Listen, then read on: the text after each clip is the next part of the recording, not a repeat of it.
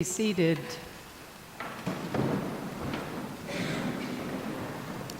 So wonderful to be here today. You're my first visitation since my recent unpleasantness in the hospital, and actually it wasn't very unpleasant. It was a deeply spiritual experience. I wrote something to the clergy of the diocese, and I said the rumors of my death have been greatly exaggerated, and they have been. So thank you for those of you who've been praying for me and for the doctors and nurses and technicians and, have sent me your good wishes. It means more to me than I can say, and to my husband, Eric. And just to know, to be surrounded by love and prayers, it's palpable. I also want to acknowledge that we have members of the ODNW here in great numbers, and it's just delightful for you to be here, for you to be wearing your insignias, those of you who are able to do that, and to have you arrayed here in the front row. And when you look in their direction and think about everything they've done and how we are the beneficiaries of their work over many years, it's the invisible power of what it means to be not only a Christian, but to be dedicated to this particular congregation. And many of us have received the benefits of these things, and it's just wonderful to have this I can see sort of glowing energy coming from this party. So it's just lovely. So, I love getting a good deal on something. I just love it. Labor Day weekend with everything 50% off on your favorite website, whatever that might be. Organic bananas, 69 cents a pound for a week. A markdown on a blouse at the Bay, where you see it progressively getting cheaper. Yes, I love getting a good deal because, it makes me feel shrewd, like I'm a smart shopper. And of course, it means I get to hold on to a little something extra in my bank account, or in this case, in my change purse. I think many of us are this way, delighting in getting something for less. Some of us absorb this, as I did, from parents who came through times of great scarcity, or in my case, came from great scarcity as much younger people, and therefore frugality was all that they were about. Some of us absorb this from parents who had to conserve what they had simply to make ends meet, just to get by, paycheck to paycheck. And some of us are just that way. Getting a good deal, finding a bargain, discovering a real steal, as we would call it, holding on to the resources that we have. And then somewhere, annoyingly, along the way, you and I met this person named Jesus, who had a different philosophy about that. We met him through others talking about him. We met him through the church. We met him in and through Scripture. And we heard words like the words in our gospel this morning coming from his mouth. Words not about conserving what we have and holding on to who we have been, but instead words about shifting our focus, spending big, if you will, paying a high cost to follow him. And if we're being honest about it, when we hear these words, or maybe I should say when I hear these words about shifting our focus, words about paying a big cost to follow him, we can feel perplexed and even a little afraid of what it might mean for us. That's because you and I naturally want to hold on to what we have and hold on to how we understand ourselves now, at this time in our lives. And so what is Jesus saying to us in Luke's gospel for today? A passage that some say are a part of what are called the hard sayings, I'll say, of Jesus. What is Jesus saying, and what are we to do with it? So let's look first at the context for the passage, and by that I mean what happened just before it in this case. So our passage from Luke for today comes right after a little story in which Jesus is inside dining at home of a leader of the Pharisees. At that dinner, Jesus tells his dinner companions what some scholars call the parable of the great banquet. Maybe you remember it. A parable in which a man throws a banquet and invites a large number of people who are his friends and probably social equals. Those people then offer lots of different excuses about why they can't come. Lots of different excuses. As a result, the man gets upset and decides to change tack. He invites the poor, the crippled, the blind, and the lame to the banquet, all of whom show up, presumably because they've never had an invitation like that before. Never have they been the invited ones. Those with ears, hear and listen. In our passage for today, we go from this story to a small group of people at a dinner party, to Jesus suddenly he's outdoors addressing a crowd, walking on the way. And any time in Luke, Jesus is walking on the way, it's to Jerusalem and to the cross. He's addressing a large group of people about the decisions they will have to make if they are going to be capable of being his disciples and following him. And as we find out, intentionally following Jesus will be a lot harder than deciding to find the time to come to a banquet.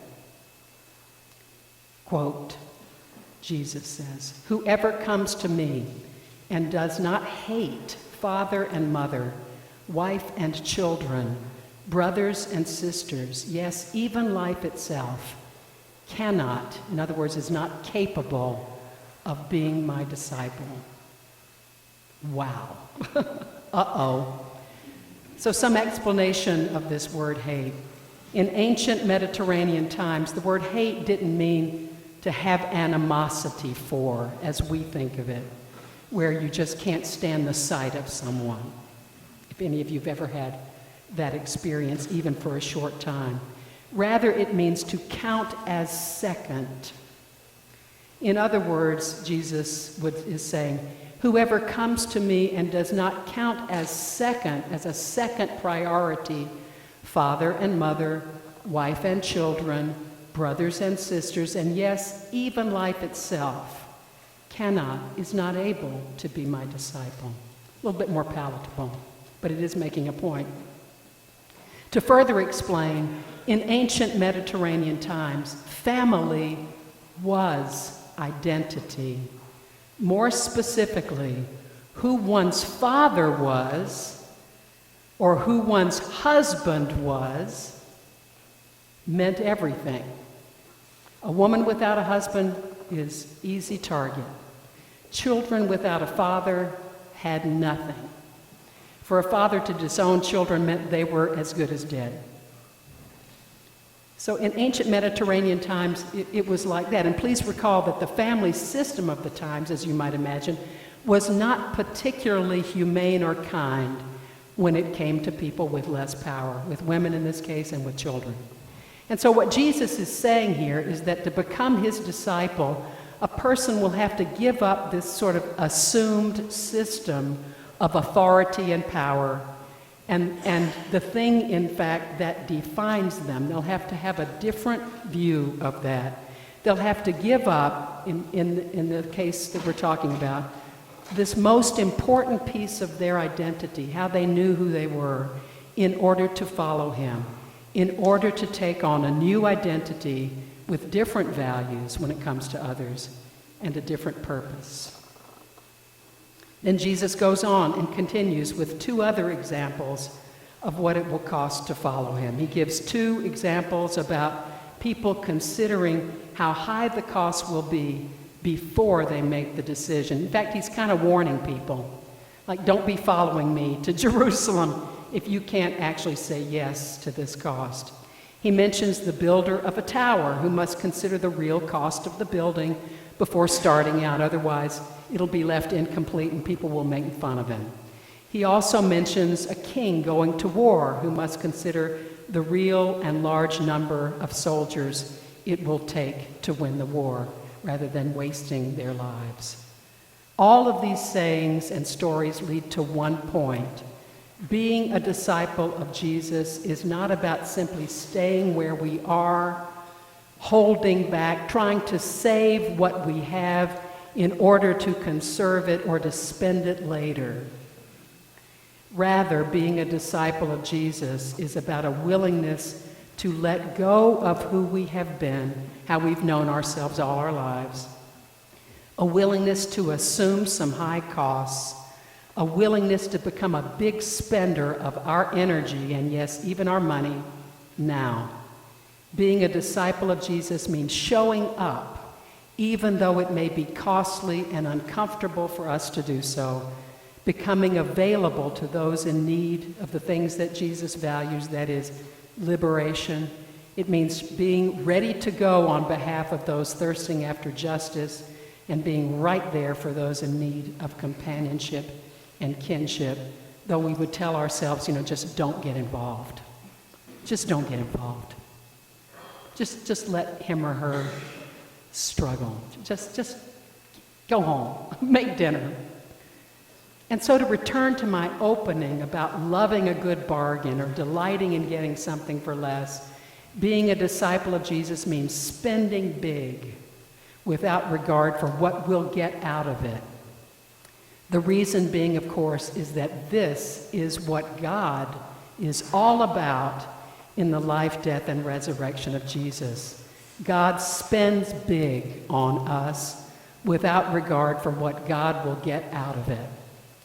God blows the emotional bank account for us when we were in need of liberation, when we were thirsting after justice, when we were struggling with a need for companionship and kinship. That's the model. God is the model. So, a story. So I saw this kind of big spending in action on what you would think is a really small scale during my hospital stay of about 10 days in June at VGH. I saw it particularly in an incident that happened in what I would call the intake hall for internal medicine that was close to the ER. I went into the ER, and then, if you're sick enough, you get to go to the next level. So my next level was the intake hall, after being put on an IV. The intake hall, which is quite long. So it's not a waiting room, it's a hall. We're all facing in the same direction. For internal medicine, the gurus of what might be going on with you. So imagine this. It's a group of people sitting along a long hall, waiting to be seen, sometimes waiting quite a while. Everyone sitting there was, of course, dealing with whatever they were coming in with. And what makes people kind of go inside. There's not a lot of chatter, like in a regular doctor's office. Not a lot of chatter. Some people hooked up to IVs, others not. So they go inside themselves, either just to conserve their energy because they have no idea how long they're going to be there, or because just the whole hospital thing is completely overwhelming. And you're hearing the ER fill up, it's crazy. So I'd been sitting there hooked up to my little IV for about 30 minutes when down the hall comes a scary-looking, thoroughly tattooed and pierced young man pushing his IV pole with his hospital gown all askew. We were seeing things we weren't meant to see, I think. I just thought, oh my, things are about to get interesting. He was also cradling a very red, puffy hand, which we could see, which was at the end of an arm full of needle tracks. So you know what people were thinking. I know what I was thinking, like, okay. And oh, by the way, he was whimpering. Oh. As the time wore on, his whimpering changed to kind of low words and cries, like he was talking to himself about, how can I, just talking to himself. He got out of the chair he was in. He sat down on the floor, his gown more and more askew, and made a call on a cell phone to somebody who was clearly a friend.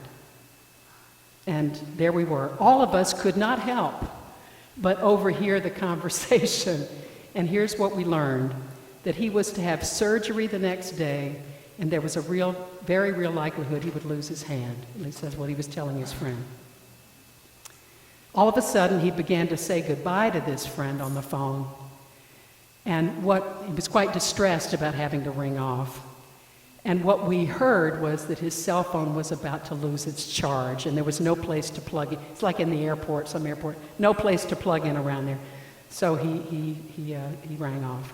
A minute later, one of the nurses came out, tried to reassure him that he would see the doctor in about 15 minutes, chastised him for about keep your arm still, helped him, or rather, again, chided him to get fully back in his hospital gown. She tried to arrange it and then helped him back in his chair, which he then promptly got out of in. A few chairs down from me sat a mother and a girl of about 10 years of age, overhearing everything too. The young girl talked quietly from time to time to her mother, obviously concerned. The mother reassured her, trying to quiet her down, like, it's going to be okay, just, you could hear that. After numerous exchanges, the young girl spoke to her mother in a more urgent voice. At first, the mother tried again to soothe the girl, it's going to be okay. But the little girl persisted. Finally, her mother reached in her large purse and took out something that looked a little bit like this. You know what this is? A cell phone charger.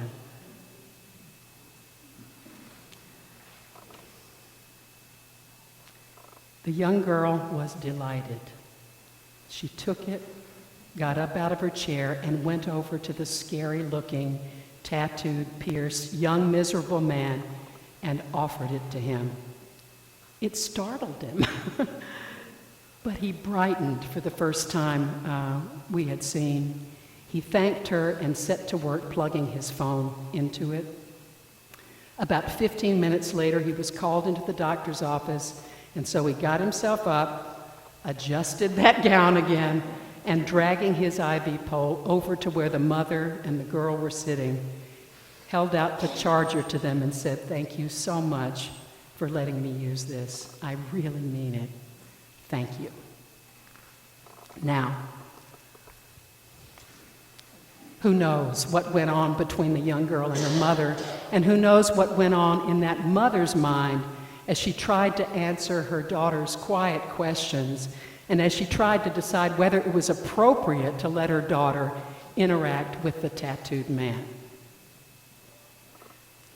Though some of you may think this was no big deal, I would submit that all the issues that Jesus speaks to the crowd about were in this small act of kindness. It would have been easy for the mother to have told her daughter no, adopting an approach of protection for herself and for her daughter, a kind of family protection status quo, and we could completely understand that. It would have been easy for the mother and the daughter to be so completely absorbed in whatever they were there for that they were unwilling to spend the effort to reach out to another person. But these things, of course, did not happen. A young person took the initiative and showed us all what spending effort with no real regard for what we get out of it looks like. A young person showed us a little picture of discipleship in the internal medicine waiting hall at Vancouver General Hospital.